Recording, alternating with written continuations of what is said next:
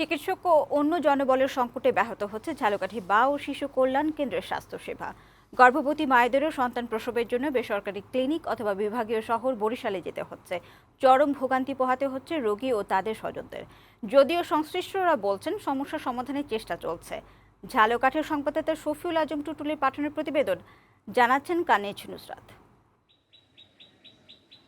ঝালকাঠির বিশ্বজ্জা বিশিষ্ট মা ও শিশু কল্যাণ কেন্দ্রে প্রতিদিন চিকিৎসা সেবা নিতে আসেন শতাধিক মানুষ। সন্তান প্রসব, নিরাপদ মাতৃত্ব নিশ্চিতকরণ সহ 16 ধরনের চিকিৎসা সেবা পাওয়ার কথা এখানে। কিন্তু গত 4 মাস ধরে এই স্বাস্থ্যকেন্দ্রে মেডিকেল অফিসার পদে চিকিৎসক নেই। আধুনিক অপারেশন থিয়েটার থাকলেও নেই এনেস্থেশিয়ার কোনো ডাক্তার, কোনো শিশু বিশেষজ্ঞও নেই এখানে। এছাড়া অফিস প্রধান ও একমাত্র চিকিৎসক 4 মাস আগে অবসরে গেলে জেলা স্বাস্থ্য বিভাগ থেকে একজনকে অতিরিক্ত দায়িত্ব দেয়া হয়। তিনি সপ্তাহে মাত্র 2 দিন এসে রোগী দেখে যান।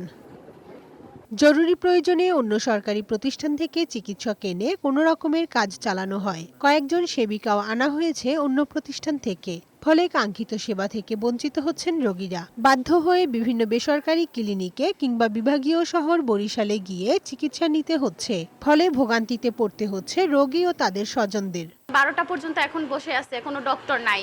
মানুষ অনেক কিন্তু অলরেডি চলে গেছে।